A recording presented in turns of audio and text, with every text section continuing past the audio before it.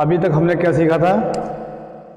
ابھی تک ہم نے سیکھا طہارت یعنی پاک ہونا، ٹھیک۔ نمبر 2 ہم نے ابھی تک اس کے بعد سیکھا ستر عورت، ٹھیک، یعنی بدن کا چھپانا۔ آج ہم جانیں گے،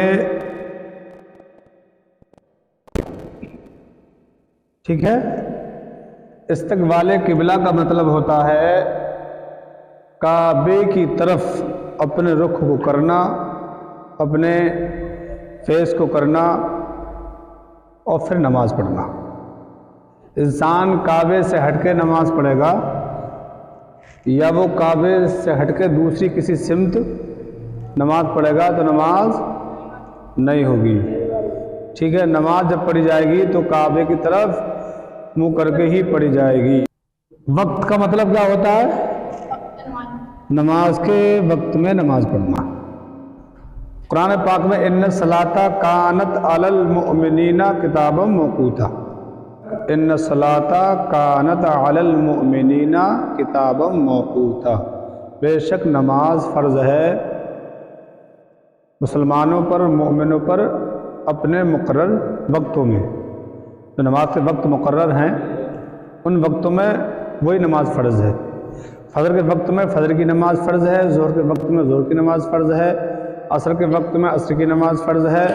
پہلے کے زمانے میں وقت کو سمجھنا بہت دقت تھی، گھڑیوں کا استعمال نہیں تھا، گھڑی نہیں تھی، اور مساجدیں کم تھیں، مائک کے ذریعے اذانیں نہیں ہوتی تھی، تو پتہ نہیں چلتا تھا انسان کو نماز کا ٹائم ہوا کہ نہیں ہوا۔ اس زمانے میں لوگ اپنے اپنے حساب سے سورج کے ذریعے ٹائم کا حساب لگاتے تھے۔ اب یہ وقت ہمیں جاننا بہت آسان ہے، تو اس میں ٹینشن نہیں، غور و فکر کی بات ہی نہیں ہے۔ مساجدوں سے اذان کی آواز آ جاتی ہے اور جب تک ظہر کا وقت رہتا ہے تب تک ظہر کی نماز پڑھی جا سکتی ہے، ٹھیک ہے۔ تو مطلب کیا ہوا کہ جو نماز ہے فجر کی اس وقت میں فجر پڑھی جائے گی، جو ظہر کا وقت ہے اس وقت میں ظہر پڑھی جائے گی، اور جو عصر کا وقت ہے اس وقت میں عصر پڑھی جائے گی۔ مثال کے طور پہ نماز فجر کا وقت شروع ہوتا ہے صبح صادق کے وقت میں، اور صبح صادق سے لے کر سورج نکلنے تک نماز فجر کا وقت رہتا ہے، جب تک آپ اپنی فجر کی نماز پڑھ سکتے ہو، تو اسی وقت میں فجر کی نماز فرض رہے گی۔ اس کا مطلب یہ ہوا کہ نماز کا وقت ہوگا تو نماز ہوگی، نماز کا وقت نہیں ہوگا تو نہیں ہوگی، تو نماز کا وقت ہونا بھی ضروری ہے۔